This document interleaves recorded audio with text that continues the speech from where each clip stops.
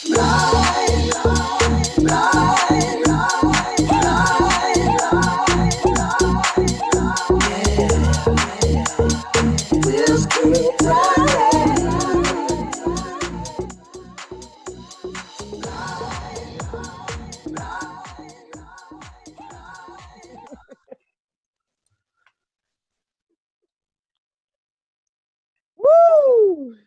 The wheels do indeed keep turning. This is Babz Rawls-Ivy, and you are tuned in to LoveBabz LoveTalk on 103.5 FM WNHH, live streaming across all kinds of platforms.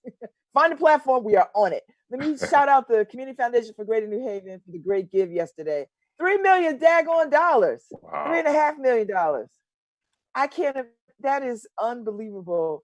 High five, New Haven, Greater New Haven, for stepping up to shared destiny and making sure that whoever needs it gets what they need. And these like 400 nonprofits get a little bit of this. So I appreciate that. So high five, Will Ginsburg and the crew, Ratasha, Jackie Downing, all the folks over there, Lee Cruz, all the folks over there at the Community Foundation for Greater New Haven.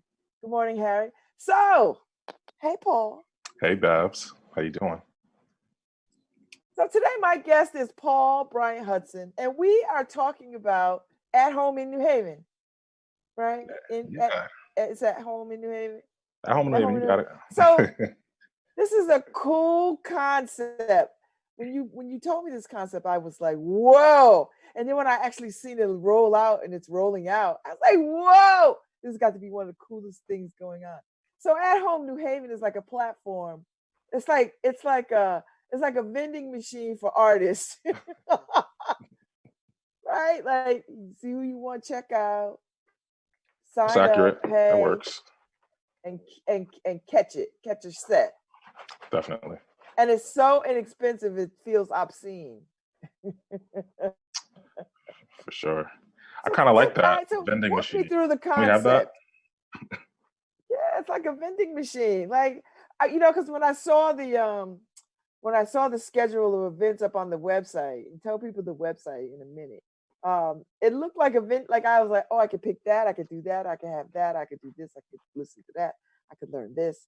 Right. It was amazing. It's beautiful to watch. Yeah, for sure. So yeah, I mean, kind of building off the vending machine idea, there's so many different kinds of things that. Yeah, no, I'm like thinking about how we can like recreate that and apply that, even, right? No, but the way we kind of view it is we call it a virtual stage. So it's just a virtual platform for artists, creatives, makers, healers, like facilitators, to run sessions comparable to the things they would be hosting pre-COVID, post-COVID, and just kind of give it a virtual home, and trying to reinforce and promote the idea of togetherness and community in these like strange times.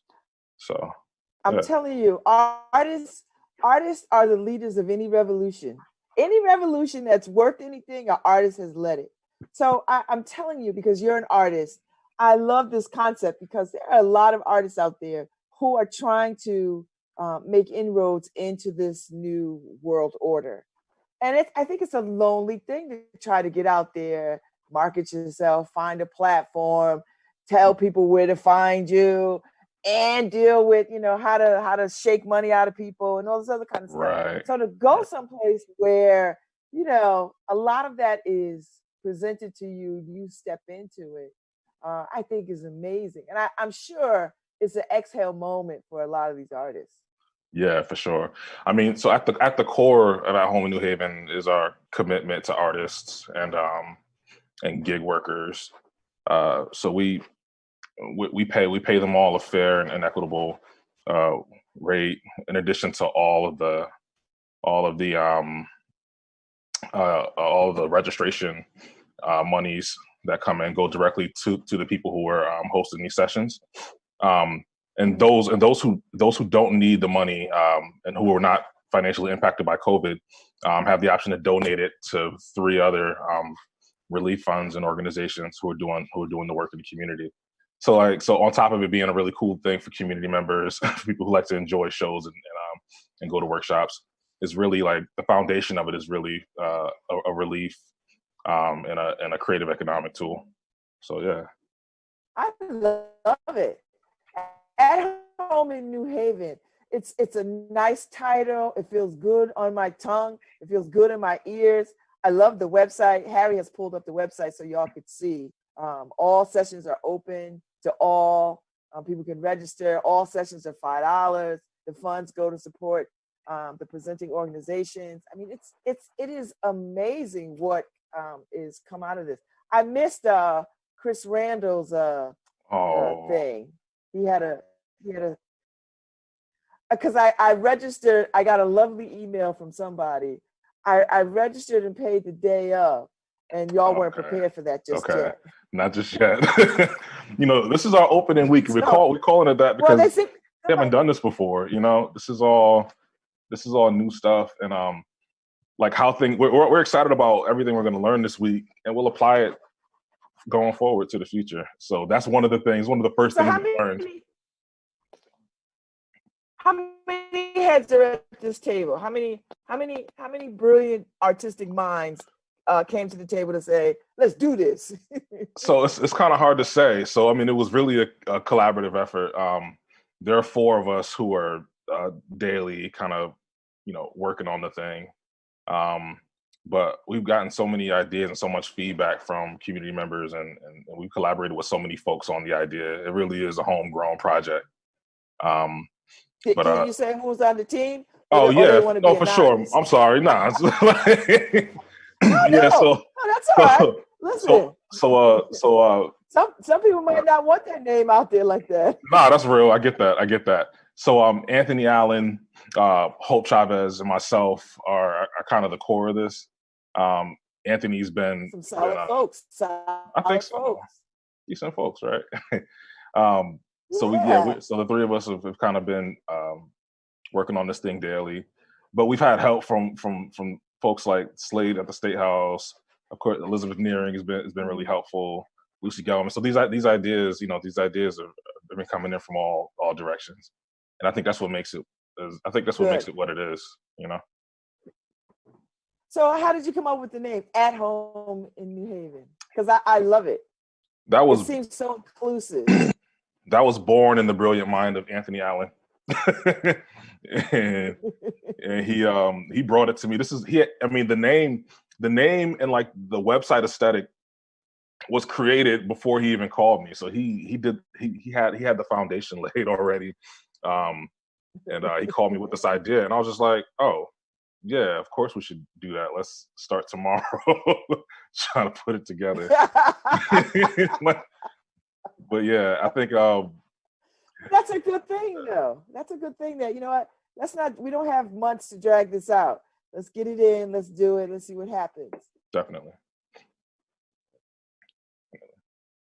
So talk to me how did the artists and folks who want to do something on this site, how did they find you? I mean, these are people, I'm sure these are people that you know in your everyday circle, right? Because you are an artist, and I've caught your set at State House, which is amazing. If people have not gone to the jam sessions at State House, and please, when we come back, when we are allowed to go back outdoors, I can't wait to get back over there and see. I can't wait either. But anyway, so these folks who are doing this I'm sure are from your circle of performers and in the know kind of people. Yeah, a lot of them are. So naturally, when the idea came up, I reached out to a lot of my friends, like, "Hey, y'all want to kind of help me build this thing out? Do you want to be involved in this thing?" But there are a lot of folks I don't know personally who are also involved. The idea, and this is one of the benefits of being able to, this is one of the benefits of having so many collaborators contributing to the project, is there are folks from all different corners of the city, all different communities who are represented here. People that I don't know personally, who if I were solely in charge of booking, wouldn't have known about it so early on, And the other piece is folks have been real gracious and helpful in sharing the page, and sharing the site, and sharing information. So lots of people know about it and have interacted with it that otherwise wouldn't have been able to. So we're extremely grateful for that. Yeah. So what are the possibilities? Like, it's not just for performing artists, right? There's all kinds of people doing all kinds of things. Yeah, so I mean, and that's the other piece. So I'm an artist, so everything I do is like artist centric, right? But there's so much other stuff happening with this. So there's there was a bread making tutorial that took place. Chris Randall, naturally the GOAT, ran a session. There's yoga classes. There are storybook readings. Different kinds of coaching events, and like all kind of facilitated sessions that span even beyond the arts proper. But yeah, so I mean, the possibilities are, as far as we know at this point, they're actually endless, right? Like we can do whatever we need to with the platform, and it's really responsive to the things that folks in New Haven want to participate in and want to pitch. We're down for it. Mm-hmm. So you guys are in this for the long haul, right? Because we have no idea when we'll go back to whatever we thought we were considered normal. So this particular platform could be up forever. Like, this is the wave, I think. Yeah, I think so. So early on in this, I mean, we intended to treat it like a series and make it a week-long thing and let it sort of come and go. But the more we thought about it, and the more, the bigger the response got, the more we understood how necessary it was. And I think it's kind of cool to reimagine what gathering can look like, and what what arts consumption can look like, what performances can look like. And the other piece is people need it for more than a week. So at home in New Haven, our goal is to make sure it exists for as long as it's necessary, for as long as it's serving a purpose, and for as long as so. I mean, even if we get to go outside and get to go back to venues, I mean, I think this would be a lovely, people can actually host stuff at their house. Like, I'm thinking, as soon as this opens up again, I could have people to my house, pull up an artist playing some music at my house while I'm doing what I do at my house. Because then, then the porch becomes a salon, right? See how I'm going with this? I am a true definitely. Art consumer. For sure. And I'm thinking that would be cool to sort of be able to more personalize whatever your happenings are in your spaces. I want to hear a concert, therefore, 15, 20-minute concert, kick things off is nice. Yeah, definitely. Definitely. And I think about events like the Jam even, that bring in 250 people, and realistically, how long until we're going to be able to do that again? Until we're going to be able to cram into rooms, right? And then the bigger question is like, how long until we feel comfortable doing so, right? So I love the idea of being able to supplement like an older school of thought, an older way of like being together with a virtual tool like this, so people who either don't feel comfortable or don't have access to the space can still interact and be a part of the experience. So yeah, I like that idea, because you know what? I don't know if people will race to go to concerts. I mean, I imagine that people will, because I think people will, because I think people have had enough of shuttering in place. And I think if there's a hint of doing it responsibly, that people will run towards it. But I think this is a wonderful marriage between a good point between being in space with people and still having a live experience with people, even if it's virtual. For sure. I mean, I'm looking at the success of what's his name, DJ Nice, D Nice. Yeah, D Nice, and his whole Instagram phenomena of, I mean, you do get the sense that it's a club. I mean, we all know it's not a club, but it's a club. I don't know. It might be a club. He has made this. It's a club. I was in there last night. Right. I'm pretty sure it's a club.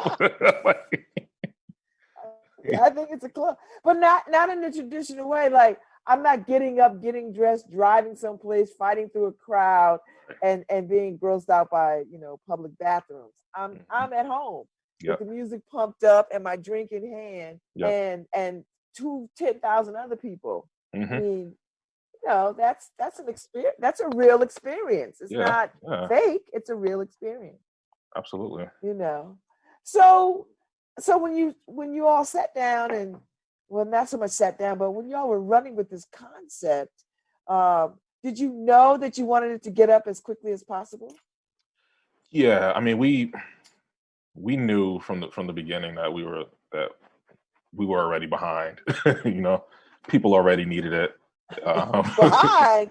I mean, I see what you're saying. Like, people already needed the tool. Like, we were already. It came as a response to, like, us already missing being in spaces, so we didn't want to waste any time. And we kind of got going with the fundraising element of it, just to make sure that it was that it was a thing that would benefit the people who created the content. And that was like the first big step. But once we were able to secure that, and once we had an understanding that it was feasible in that way, we we just raced to the finish line, I guess. And so people can, artists can join, or whoever, not just artists, but primarily it seems to be artist driven. They can join up, and they have a whole community ready in place to help them do this. And then they can market, call out all their fans to sort of enjoy this venue and this way of being. So is that the idea? Yeah, that's the idea. And I mean, I think one thing that we understand is that artists have, they have access to Facebook for streaming. There's access to tools like Instagram. At Home in New Haven is for New Haven based folks, and I love the idea of it being a hub for the things that happen here in our town, and for the people who for the communities who like appreciate it most, I think. So that's kind of the afterthought, right? So walk me through how, like, if I wanted to do something, what would I do? Oh no, I'm not doing anything. I'm just saying for entertainment purposes. How do you access? What do you do? What's the step? I'm like, hey, Paul, I'm interested in this. What do I do? So, hey, Paul, I'm interested in this works, but the more formal way to go about it is to hit up the website at homeinnewhaven.com. On the homepage, there'll be a tab that says "Propose a Session," and it'll bring you to a sign up page that'll ask you some personal, not so personal information, but some personal information. It'll ask about the kind of session that you're interested in creating, and it'll ask you for links to things that you've worked on in the past, and basic information about what you do. And it sends an email directly to us, and we review it. We reach out. You'll probably hear from Hope, who's been doing a great job just reaching out to folks and confirming sessions, and we get going. We get moving. So you could be as short as 15 minutes or as long as 120 minutes. Because I'm on your site, and Harry pulled it up, so we were going through it a little bit. Right. So you could have a 15-minute session or a 120-minute concert. Yeah, I mean, whatever works best for you. And so the people who sign up, they don't have to pay a fee or any of that kind of thing. Or is there a fee? Like, if I want to do this, how much I got to ante up? Oh yeah, no, there's no fee for folks who are proposing sessions or hosting sessions. The only fees are the registration fees that folks are paying to participate in those sessions, and even that fee is waivable. You pay $5, but if you can't pay $5, you pay nothing, and you can still get in to enjoy one of the sessions. So, and you have a schedule. you all keep a schedule, up-to-date schedule. So you could go to the site. Like if I'm just a consumer, I go to the site, I can scroll through and catch something or see whatever's going on for that week or however long the schedule is up and say, you know what, I'm interested in this, you know, that kind of thing. Yeah. Like a vending machine, like you said. So most sessions will be hosted on Zoom. When you register for a session, you will receive a Zoom link and other instructions by email. And when the day and time of that session arrives, you simply click on that link to join us. Yeah, you can't be simple as that. It's real simple. We're all familiar with Zoom at this point. I love that you're taking an existing entity like Zoom. Zoom is where we all are. We all live on Zoom now. Right. But you're putting something on Zoom as a destination for Zoom, which is quite interesting. Yeah, and there's also this interactive component too, right? Getting to like see and experience people while you're enjoying a thing together. I think that's a thing that a lot of times we're missing in streaming scenarios. Is the ability to like interact with somebody's facial expression or to just talk back and forth with an individual, you know. So Zoom works really well for that. Yeah. And all sessions are $5 and they go to support the artist who is presenting whatever you pay for. Right. And it goes to support the presenting organization or individuals, or it could be donated to COVID-19 efforts, right? So absolutely, relief projects of their choice. Yep. So if $5 is out your realm, there's other ways to participate still. Absolutely, we generate a code for you to just enter and you'll get in for free. If $5 is too much. Mm-hmm. So and you know, and ordinarily it's not, but in these tenuous times where people are, you know, without jobs or, you know, their jobs are a little on the shaky side, right? You know, $5 could feel like $5 million, right? So yeah, for sure. That's very thoughtful on your side. It's thoughtful on your part to sort of say, let's think about the people who, you know, we want to make this inclusive and easy access for everybody. For everyone, right. Right. Now, will you be performing? You gonna do a set? Will I do a set? I imagine at some point I'll do a set. I love what you did for Jazz Wear. Oh yeah, that was fun. That was dope. At the New Haven Museum, you were our last performance, and you and the young man you were with. Jeremiah Fuller. Amazing, incredible. Yeah, Jeremiah Fuller. It was a wonderful evening. Yeah, that was beautiful. Great R&B styling. So I was just wondering if I could like pay for that. I mean, we've thought about it. Jeremiah and I've talked about what we would do together. I guess I've been so busy working on like helping build the thing that I haven't really gotten a chance to really think through my own set. But yeah, at some point, I'm sure I'll contribute a little bit in some way.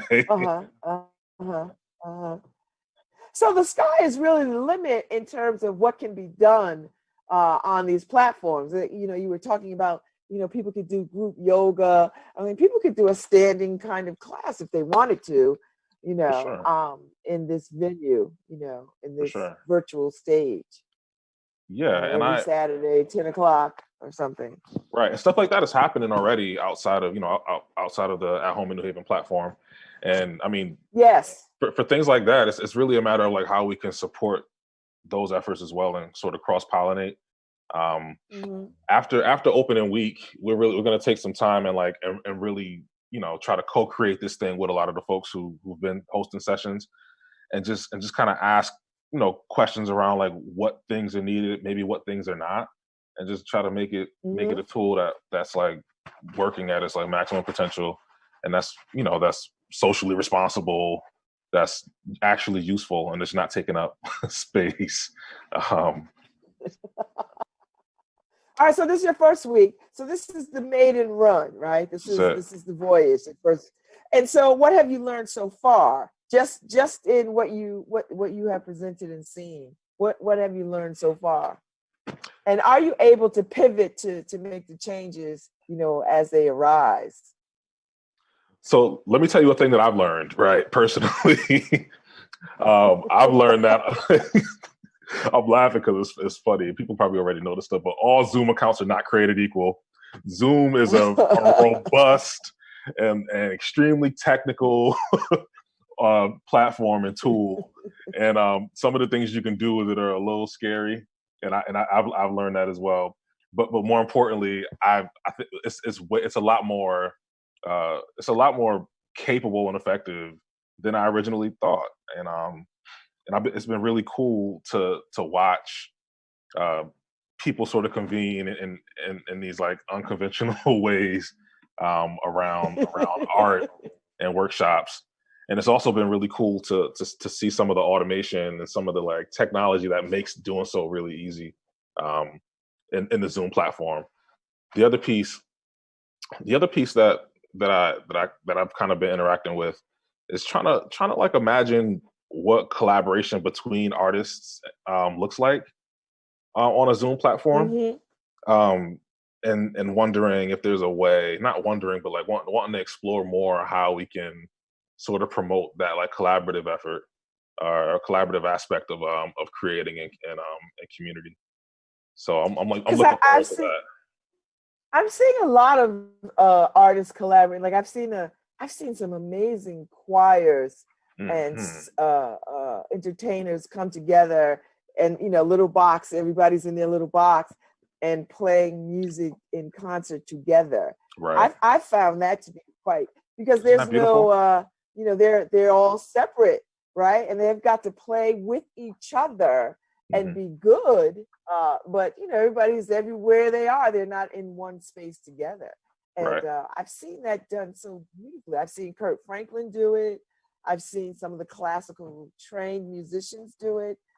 So I quite find that fascinating on a lot of levels, that these people can get in these spaces and do these collaborative things and make it be very beautiful. Sure, for sure. Same. And how beautiful is it that we can do the same? We can do that with folks we know and have appreciated for years in our community, right? I'm looking forward to it. I bet you are. And I tell you what else I think. People who wouldn't be inclined to maybe come out, on a Tuesday night somewhere, right, would be inclined to be a Tuesday night at their house and catch, something that is not their usual haunt. You know what I mean? Like I always want to hear rap music, but I'm not going to go where rap music is. But if there's some rap artists up there, I might check out this rap thing. Just maybe you will. Right. Yeah, that's not everybody's jam. Everybody doesn't like to be out in the world on Tuesday nights. Right. Like I do. Tuesday night. or like I do. I get that. That's real. But you might want to like see what everybody is talking about. Right. So this gives you opportunity to stay relevant and in the conversation without leaving the comfort of your own for sure own home. Definitely. So I think that's not a bad idea. So do you all have an overall dream for this? Like, what's the biggest dream about this? Like, I know there's a reality component, then there's a dream about this. I can't confidently speak for everyone, but I mean, if I had to, I think I would say this, as it exists right now, is the dream. Okay. This is not a business per se. We're not looking to scale it a whole lot. We really just want to make it as quality and as user friendly and accessible as possible. And also we want to make sure that it continues to enrich and reinvest in like the creative and gig economy here. So I guess the dream is making it even more efficient, making it even more impactful in those ways. and just making it more sustainable, which is like always the big question for any project or idea or business, right? But as far as as far as it reaching outside of New Haven, I mean, I'm sure it'd be cool, but we're very happy and proud that it's that it's existing the way it is now here in the city. I like that it's New Haven specific. So what kind of feedback have you gotten from other New Haven specific entities like the theaters and the music house venues and concert spaces and performing spaces? Do you think that they're paying attention and looking and seeing how this could be done and how they may borrow, if you will, from the concept?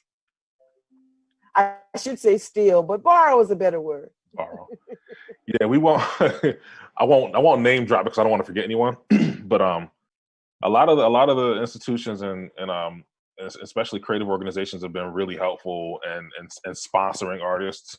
And we've already been hosting. We've been hosting sessions that have been sponsored by a lot of these folks. So as far as them borrowing the idea, I think what we found is that the most effective way for them to borrow the idea is to contribute to the platform. Okay. So they're not out there trying to run out there to recreate this. They're like, look, y'all did this here. Yeah. And but more importantly, we did this because the tool's not even possible. It doesn't even really make sense without that kind of collaboration. This is literally what it's for, So yeah, people and organizations have been really excited and really helpful in and spreading the word and building it up, and also sending us presenters who are putting on amazing shows and workshops and presentations. Oh, that's good. So that you are not left to scour these streets for participants, that these entities are feeding you people, which is a great collaborative effort, I think. For sure. So as you think about, Paul, where we are in the world right now, particularly in this country, and I'm starting to see these artists perform, big name artists perform from their houses, I saw the Rolling Stones do their thing, and they were all in different places, but they pulled off a little mini concert. I'm watching Keith Urban. I'm watching Harry Connick Jr. here in Connecticut do his thing from his house. What do you make of all of that? Artists have to be creative and they need outlets, but this seems to be very, very right now, very, I hate saying millennial, but very sort of, interesting. It's contemporary. Yeah, it's I feel like, I don't know. I feel there are lots of really frustrating and traumatic things about this moment, and we all know and are experiencing that in real time. But I also feel like it's a really cool opportunity to reimagine what this whole thing looks like. And by this whole thing, I mean just life in general, society as a broad idea and concept. But in this conversation, more specifically, just performance and art consumption and sharing. If it's possible to make a living for a musician anyway, if it's possible to make a living without having to tour the world and leave your family for 7-8 months out of the year, wow, I think it's a really beautiful opportunity to capitalize on that. And on the other side of the equation, if it's possible to enjoy lots of art and lots of creativity without exposing yourself to nightlife on a Tuesday night, then also that's a really beautiful opportunity for you to do so. And I can't help but almost be excited about that prospect. And the other piece is, and I won't bore you with this piece, but the other thing is I really enjoy the thought of kind of reimagining the way money flows and economies, and scenarios where. No, but that's a good point. That's not boring. That is important. Yeah, for sure. for sure. But artists historically have always been at the bottom of the receiving end when it comes to the money that their creativity and art generates.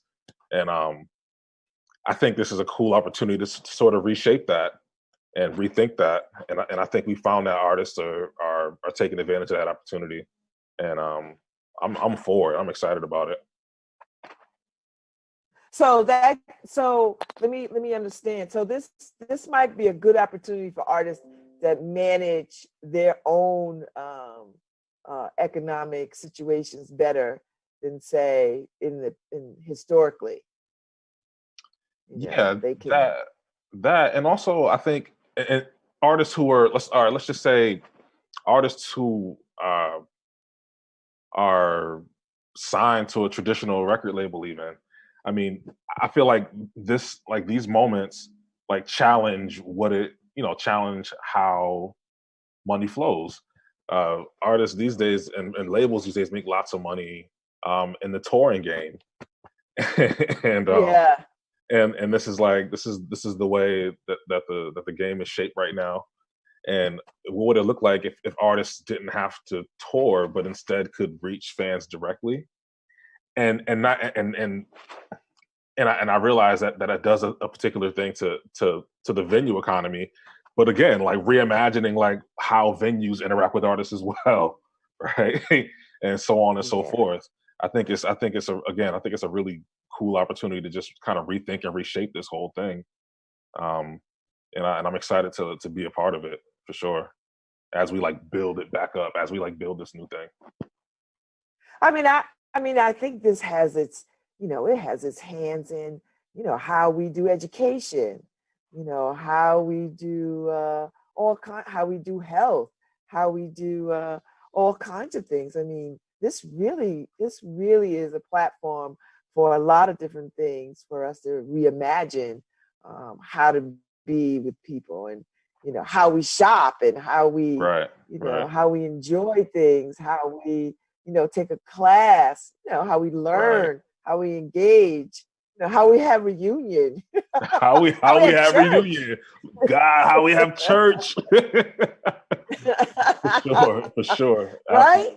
Absolutely. This is where we are, and people have been.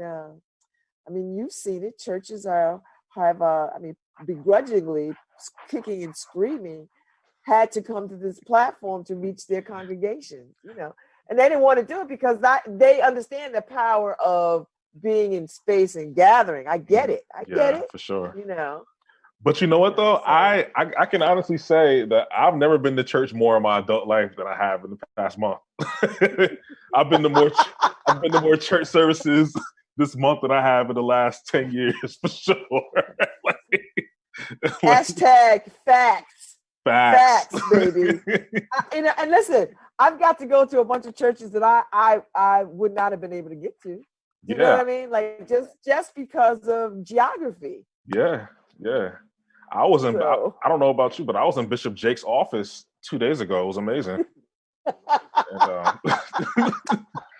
shout out to TD Jakes. But see, I think that's the real. It gives you, and I don't like to say false or fake, but it gives you a sense of intimacy with whomever, without actually being in that physical space. Right. And I would imagine that the great thinkers will think about this moment and say thumbs up or thumbs down on, was this an intimacy or imagined intimacy?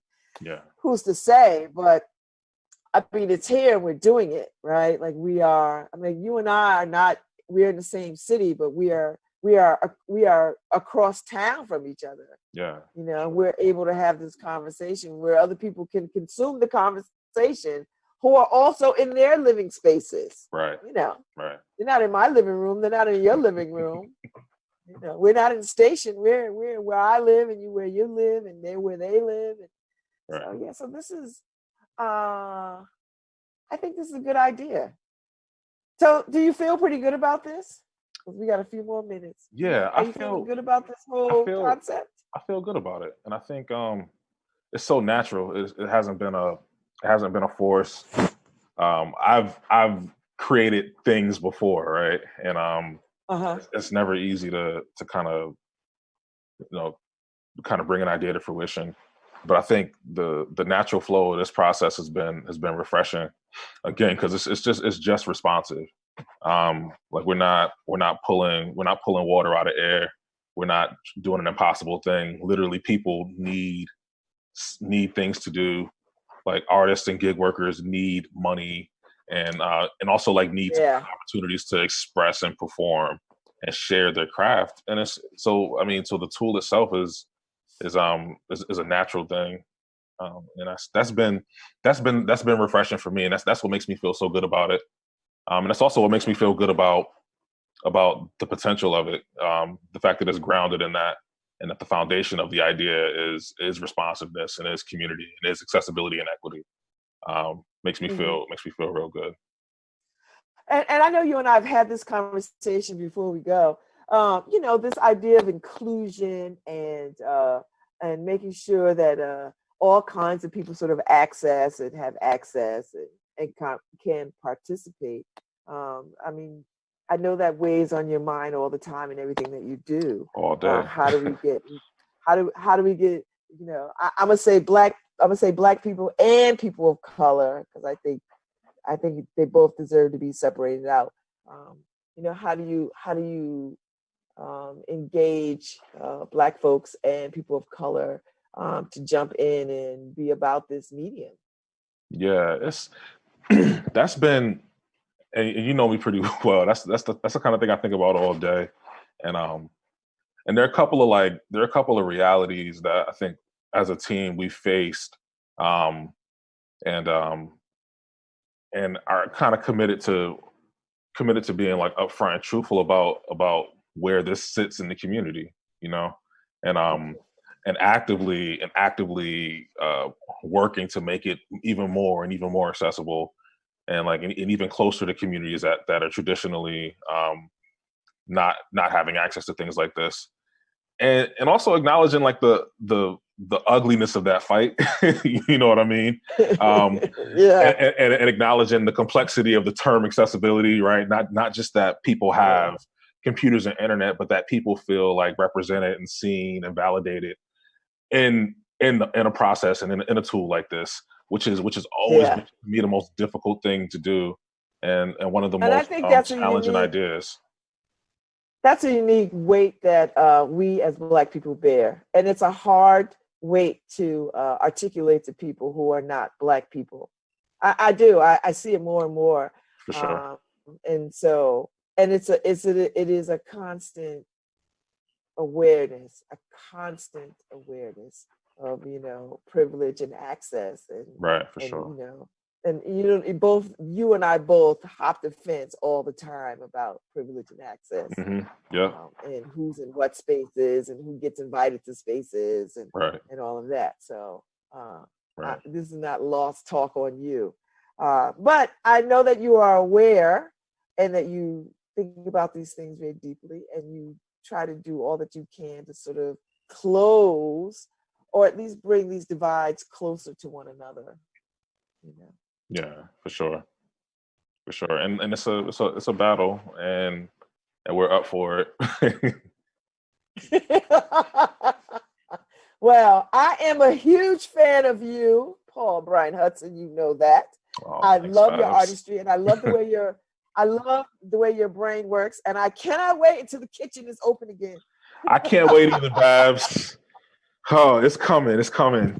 I've been there maybe 3 days a week by myself, and I'm just like, man, this ain't the same. And just for the people who don't know, the kitchen is a co-working space, and the squad, we went over there thinking, all right, we done found us a home, and within a few days, COVID was like, shut it. COVID was like, shut it all down.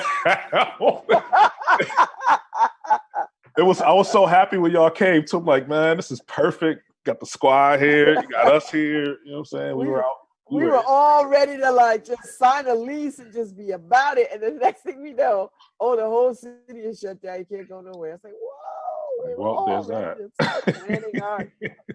So I'm gonna keep my eyes on that because we love that and we want to be a part of that too. So Paul Bryant Hudson, it's been a pleasure talking to you. My pleasure, Babz. Thanks for having me. I appreciate it. I want you to come back. Say hi to your beautiful wife, Jennifer. Hey, beautiful wife, Jennifer. And hey, babies. And hey, Autumn and Quay. Children. Yes. And hey, Mama. My mom's probably watching this too. Yes, well, you know, mamas, they support. Yeah, mamas they do that, I'm sure. I'm a mama, I know. Anything our babies do, we. Right. Yes. But thank you. Thanks for having I'm me, definitely Babz. going to go to the site, and I'm going to partake and be a real consumer over there. And thank you. For sure. I'll see you in these streets. I'll see you out here real soon. I'll see you. Thank you, Harry Droz. I will play us out, Harry, and I'll see y'all. And again, high five to the Community Foundation for the great give. Them with the United Way and all the people that made that happen to raise money for these nonprofits in this city. $3.5 million is nothing to sneeze at. So, high five. Thanks, Harry.